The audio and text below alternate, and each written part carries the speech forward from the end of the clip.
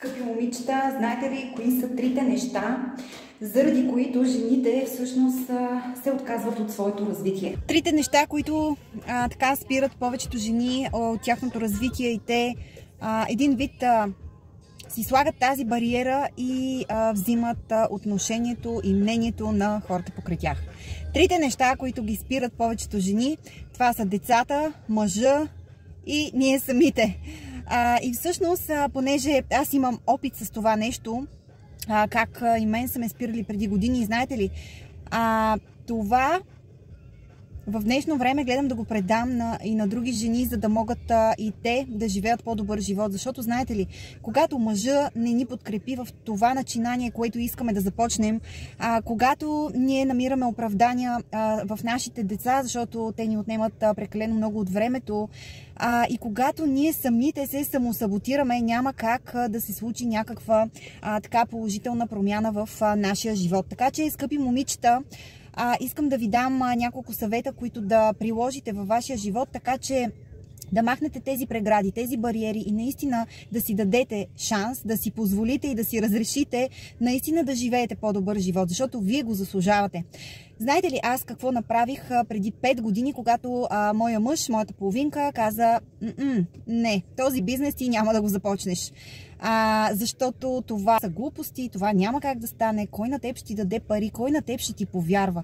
И знаете ли, тогава всички тези думи, това са думи от най-близкия ти човек до теб, и когато най-близките ти хора ти кажат такива неща, ти реално си казваш: да, те са прави, по-добре да не го започвам това нещо, то няма да стане, кой на мен ще ми даде. Но знаете ли, аз тогава си позволих и си разреших да живея по-добър живот.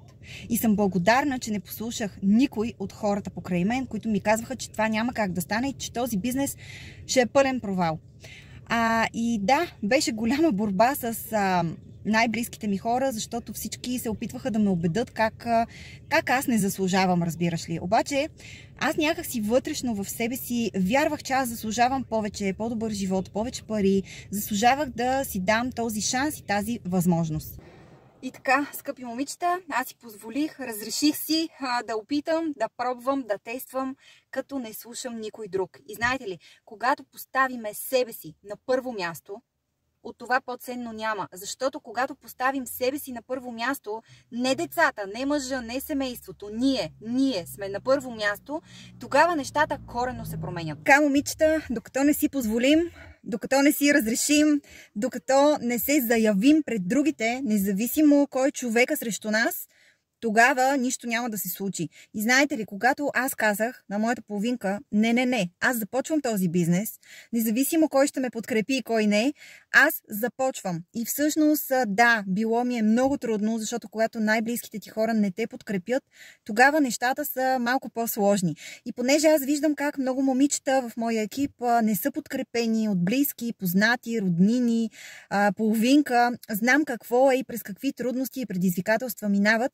но най-важното нещо е те да отстояват себе си. Вие да отстоявате себе си. Защото когато отстояваме нашето собствено мнение, тогава който и каквото и да ни казва, ние продължаваме, защото иначе, ако решим да послушаме нашите близки, приятели, да, знам, че те искат най-доброто за нас. В това няма никакъв спор. Но когато ние имаме мечти, имаме някакви желания, искаме да сбъдваме тези мечти и някой идва, дори най-близкия ни човек до нас, и ни казва: не, спри, ти няма да успееш, ти за нищо не ставаш, едва ли не. Така че не се повлиявайте от думите на околните, а напротив, отстоявайте себе си.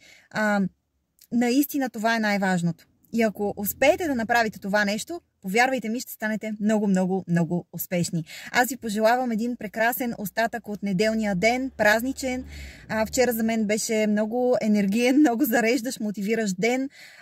Буквално ме боли цял ден глава.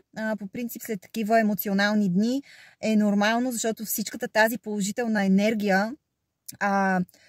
Да, аз съм много емоционален човек и всяко едно нещо ми влияе.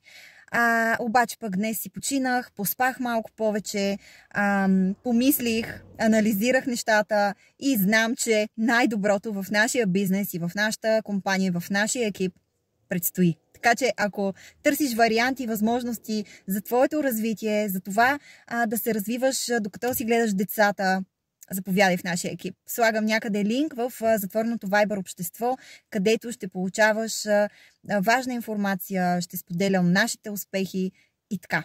Хайде, чао!